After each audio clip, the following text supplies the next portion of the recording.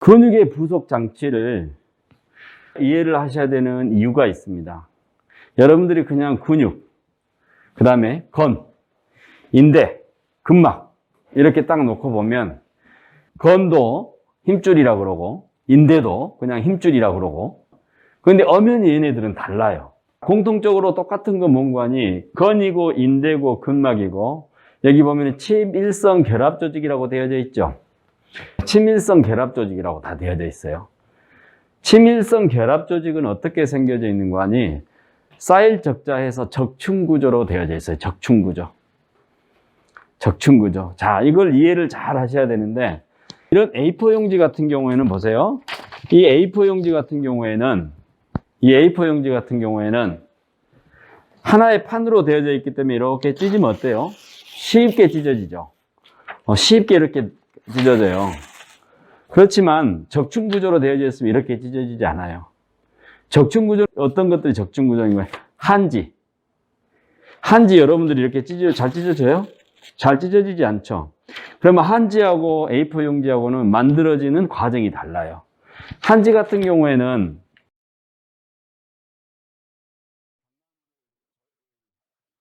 갈아가지고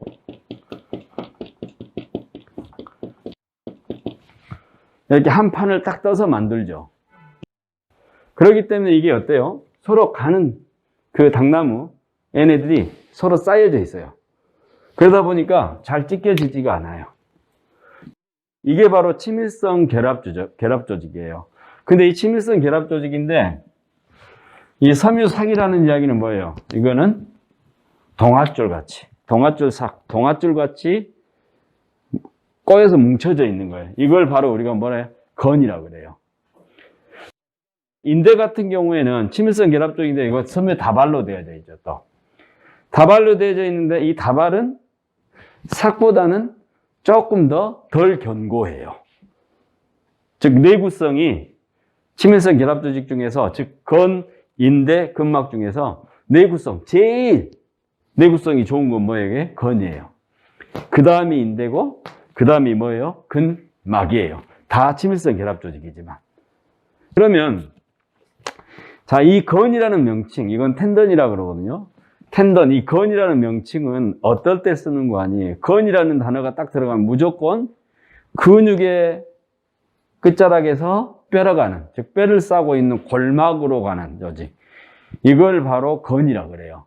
그래서 극상근 건염, 그죠? 상완 이두근 건염, 그 다음에 또 뭐가 대표적인 아킬레스 건염, 이렇게 이야기하죠. 이 건자가 들어가는 것은 근육에서, 즉 골막, 뼈로 연결된 걸 우리가 건이라고 그래요. 굉장히 튼튼하게 생겨져 있어요.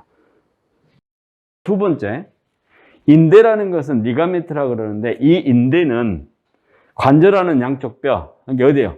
뼈에서 뼈로 가는 조직이에요.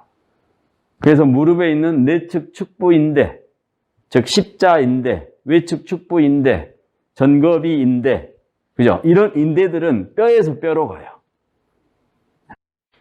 그러면은 이 둘의 관계에서 어떤 관계가 있는 거 아니? 근육하고 건이 제대로 안정적으로 강하지 못해서 잡아주지 못하게 되면 그 속에서 누가 일을 하죠? 인대가 일을 해요.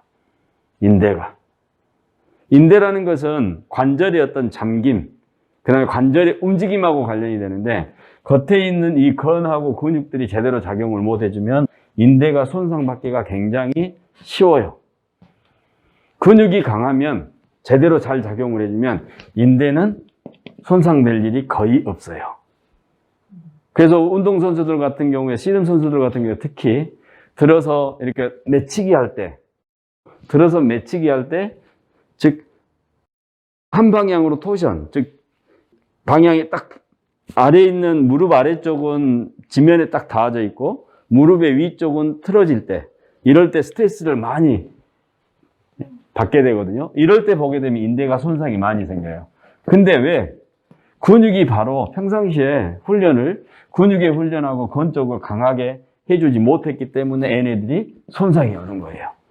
그래서 습관적으로 발목이 자꾸 삔다. 구조적인 부분에 있어서 문제가 있어요. 분명히. 그렇지만 근력을 강화시켜주고 평상시 운동을 많이 하시는 분들은 발목이 많이 안정적이에요. 인대가 손상될 확률이 거의 적어요. 자, 그 다음에 파샤. 우리는 이 근막 파샤에 대해서 굉장히 많이 이해를 하고 계셔야 돼요.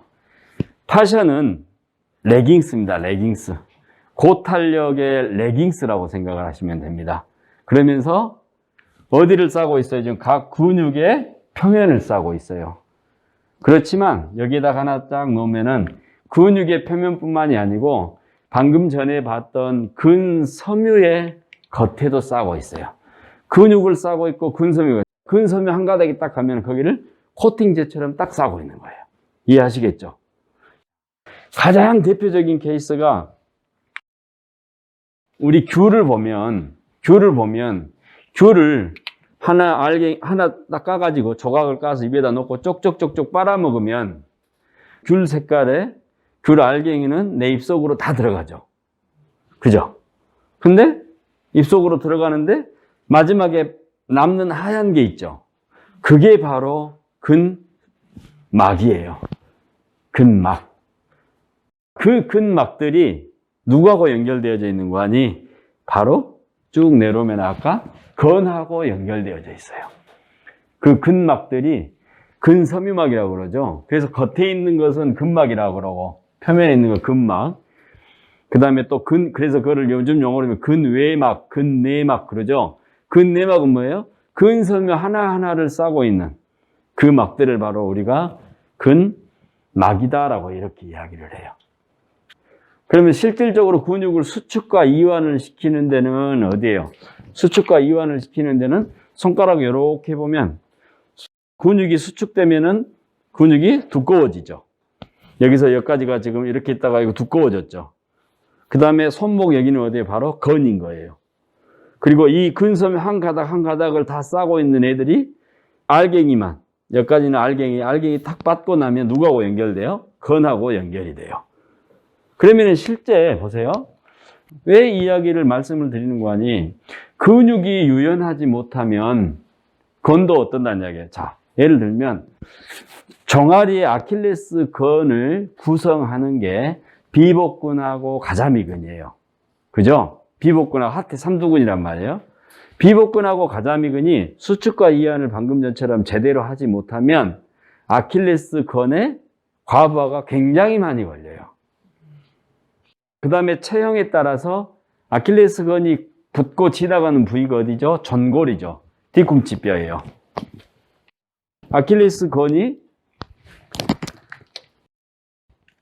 하태 삼두근이 비복근은 무릎의 위쪽에서 가자미근 무릎의 아래쪽에서 시작을 해가지고 와가지고 세 개의 근육이 바로 아킬레스건에서 하나로 만들어져요. 하나로 합쳐져가지고 이 근육이 아킬레스건을 만들어서 이렇게 해서 어디 가서 붙어요? 전골을 감싸서 붙어가지고 여기에서 누가 연결돼요? 족저근막하고 이렇게 연결이 되죠. 근데 여기는 다 족저근막 건이에요. 아킬레스건도 건이에요. 얘네들은 아까 치밀성 결합 조직이라고 그랬기 때문에 이 아래 부위는 수축과 이완이 제대로 일어나요? 안 일어나요? 이거는 유연성이 없는 조직이에요. 치밀성 결합 조직이니까. 실제 그러면 유연성이 있는 것은 어디에서 어디죠? 아킬레스건 있죠, 여기. 생산부 여기에서부터 어디까지? 종아리 쪽에 도톰하니 나와 있는 이 근육이 바로 발목의 유연성하고 관련이 돼요. 근데 이 근육이 딱딱해져 가지고 굳어버리면 어떻게 될 것 같아요? 이 근육이 딱딱해서 굳어버리게 되면은 이 전골이 안쪽으로 밀려 들어가요. 안쪽으로, 이 전골이 안쪽으로 밀려 들어가요. 그래서 실제 까치발을 딛거나 뒤꿈치가 떠 있거나 그럴 때 우리 내성마비 애들처럼 장애 애들처럼 그런 애들 보게 되면 아킬레스건하고 전골하고 우리는 일반적으로 보면 아킬레스건 이렇게 했으면 전골이 이렇게 나와 있죠. 근데 그 친구들 같은 경우에는 특히 뒤꿈치들 제대로 딛지 않고 여기가 딱딱하신 분들 같은 경우는 아킬레스건하고 전골하고가 비슷하게 돼 있어요. 이렇게. 이게 오래되면 뭐까지 되죠? 발가락도 여러 것처럼 갈퀴발이 돼요. 발가락도 갈퀴발이 돼요. 자, 그러면 결국 발가락이 갈퀴발 된다는 이야기는 그 원인이 어디에서부터예요? 바로 뒤쪽에 있는 종아리 쪽에 있는 근육부터예요. 이런 부분들 같은 경우에는 또 어떤 현상이 뺑리가 나타나요. 즉 여기서 잡아 당겨버리기 때문에 무릎이 뒤로 까져버려요. 이렇게. 그러면 보세요. 발목에 문제가 있고 발바닥에 문제가 있고 그래서 뺑지가 나타나는 경우도 있어요. 무릎에 문제가 있고. 그렇지만 뭐죠? 골반에 문제가 있어서 골반의 전방경사가 옆에서 보면 굉장히 이렇게 심해지게 되면 무릎이 어떻게 돼? 뒤로 빠지게 되죠. 그러면서 반대로 종아리 근육이나 아킬레스건이 딱딱해지는 경우가 있어요. 그래서 우리 인체는 아까 얘기했던 것처럼 어디 하나의 원인에 의해서 꼭 그 부위가 문제가 만들어지지는 않아요. 그래서 이 공부가 어렵기도 하지만 쉽기도 해요. 모르면 자기가 아는 것만 제대로 관리를 해줘도 아주 좋아져요. 즉 뺑기가 되어 있는 사람들은 골반이 전방경사가 되어 있기 때문에 골반에 비록 문제가 있고 고관절의 끼임 때문에 문제가 있다 하더라도 발 관리, 발바닥 관리를 잘해주고 아킬레스건하고 종아리 쪽 근육을 관리를 잘해주면 애가 느슨해서 나아주기 때문에 보세요. 이렇게 있던 애들이 무릎이 느슨해서 나아주게 되면 이렇게 되죠. 예를 들어. 그래도 골반은 어떻게 돼요? 뒷방향으로 넘어가게 되죠. 그래서 모르시더라도 잘 이해가 안 가시더라도 보여지는 부분들만 관리를 잘 해주면 그래도 어느 정도의 효과는 우리가 있다라고 이렇게 보셔도 무방합니다. 정확하게 건이 뭔지, 인대가 뭔지, 그 다음에 근막이 뭔지에 대해서 이해를 하셔야 돼요. 이해하셨죠? 그리고 근막은 아주 부드럽게 관리를 합니다. 그리고 근막은 일단은 무조건 잘 가는 방향으로 관리를 합니다. 그래서 근막이완요법 같은 경우는 림프 마사지하고 비슷합니다. 이 선의 자극의 정도가 어느 정도가 아니에요? 5g입니다. 5g. 5g의 자극. 5g의 자극이라는 것은 어느 정도인가 아니 50원짜리 동전 하나의 자극입니다. 그래서 근막이완요법 MFR은 그렇게 가볍게 하는 거예요. 강하게 하는 게 아니고 림프 마사지 할 때도 아주 가볍게 하죠. 원서에 보면은 뭐라고 되어져 있는 거 아니? 나비가 앉아있는 듯한 느낌을 알아요. 나비가. 우리가 나비가 앉아있는 느낌 알아요? 몰라요? 잘 모를 수 있어요? 그 정도로 가볍게 하는 게 뭐예요? 근막이완요법이에요. 그리고 무조건 제 말 듣고 누가 뭐라 해도 무조건 근막이완요법 할 때는 먼저 잘 가는 방향으로. 그래서 얹어가지고 위로 아래로 밀어보고 어때요? 그냥 잘 가면 잘 가는 방향대로 호흡에 맞춰서 서서히 5g의 무게입니다. 그러면 내가 5g이라는 것은 내가 턱 잡고 누르면 된다는 소리 안 된다. 거의 에너지적인 차원으로 근육 피부 밑에다가 손을 딱 얹어놓고 딱 접촉을 정확하게 딱 시켜서 얹어놓고 이 느낌으로 움직임을 보고 잘 가는 방향으로 관리를 해주는 게 바로 근막 이완요법이다. 여기까지 이해를 하시고 정확하게 구분을 여러분들은 할 줄 아셔야 돼요. 그러면 건염이 생겼다. 극상근 건염이 생겼다. 그 다음에 건초염이 여기에 생겼다. 그죠? 엄지 건초염 생기죠? 건초염 생겼다 그러면 건초에 문제가 있기 이전에 어디에 문제예요? 근육의 문제인 거예요. 근육이 제대로 수축과 이완을 하지 않아서 이 부위에 문제가 생긴 거예요. 이 부위는 그대로 두고 원인되는 부위는 그대로 둔 상태에서 이것만 자꾸 마사지하면 어떻게 되죠? 더 염증에 문제가 있어서 더워져 있고 뜨거워졌는 이런 부위들을 더 자극을 줘서 더 문제를 발생시키는 격이 돼요. 그 다음에 또 하나, 통증은 예를 방금 이제 건초 이야기 하다 보니까 그랬는데 건초에 문제가 생긴 분들은 손목에 형태학적으로 보면 손목이 다 이렇게 지는 분들이에요. 이렇게 중립위치로 지지를 못하고 이렇게 지는 분들이에요. 우리 손이라는 것은 중립위치에서 이렇게 쥐어야 돼요. 한번 해보실래요? 손을 이렇게 놓고 한번 쥐어보세요.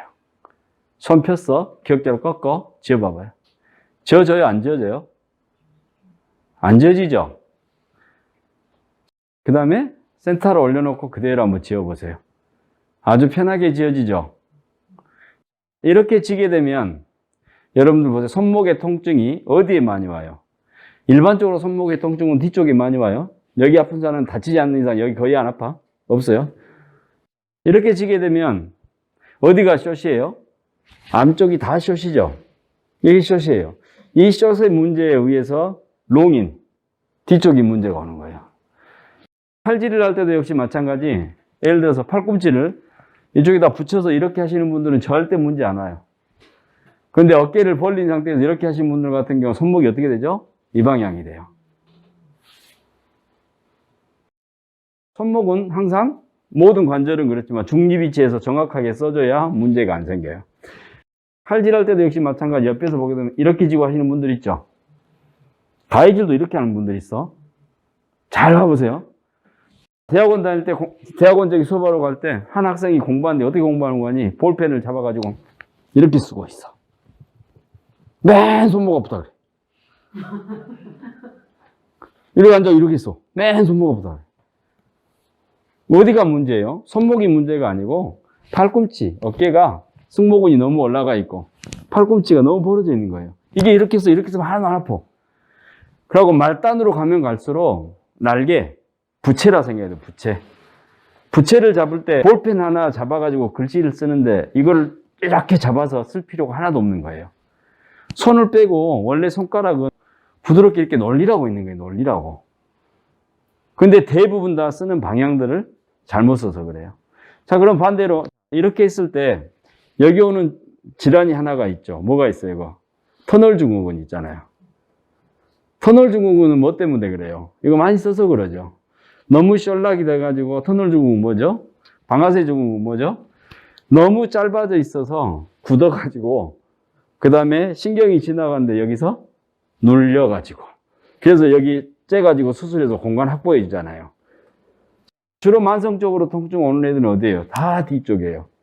그러면 손목이 뒤쪽이라는 이야기는 우리 상지는 잡아 당기는 근육이 강하게 되어져 있어요.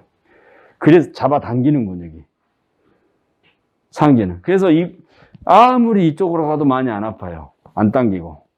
그렇지만 손바닥을 뒤로 제껴가지고 뒤로 밀어보세요. 90도만 딱 넘어가면 벌써 손바닥까지 찌릿찌릿 아프죠? 이쪽이 무지하게 강하게 되어져 있어요. 그래서 움켜쥐는 동작이 강한 게 상지예요. 그러면 보세요. 둥근 어깨도 그렇고 엘보, 테니스 엘보도 그렇고 그 다음에 손목도 그렇고 다 어때요? 다 뒤쪽 질환이죠.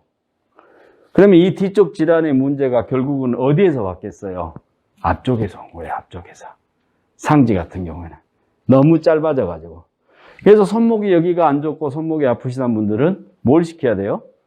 뒤로 당기는, 즉 뒤쪽은 강하게 해주고 그 전에 뭘 해줘야 돼요? 앞쪽에서 다 잡고 있기 때문에 뒤로 넘기면 손이 펴지지가 않아요. 손가락이. 저희들은 다 앞쪽 일을 많이 한 사람들이 때 이게 안 펴진다고. 그러면은 손목이 아프고 팔꿈치가 아픈 분들은 다 어디에 문제예요? 앞쪽을 이완을 시켜야 돼요. 앞쪽을. 그 다음에 손목 역시 보세요. 이거 하고 이거 해보세요. 인, 아웃을 해보세요. 제 말대로 뭐가 잘 된가요? 이게 잘 되죠, 인이. 이건 90도 가까이 내려와. 이거 넘어가요, 안 넘어가요? 구조적으로 이렇게 되어져 있어요. 그러면 이쪽은 다 어떻게 되어 있는 거예요? 짧게 되어 있을 수밖에 없는 거예요. 짧아져, 항상. 짧아져. 이쪽은 늘어날 수밖에 없어요. 근데 건초 힘이 생기고 손목이 다 이 부위가 아프다고? 항상 우리는 여기만 관리해요. 어디를 관리해야 되죠? 안쪽을. 이게 바로 이제 골격하고 관련된 이런 부분의 어떤 역학적인 문제인 거예요. 그럼 근본적인 걸 여러분들이 이해를 하셔야죠. 무릎 같은 경우는 무릎 뒤에 디스크라든가 자골신경통 빼고 오금 뒤쪽에 아픈 사람 거의 못 봤죠. 어디가 아프죠? 다 앞쪽이에요.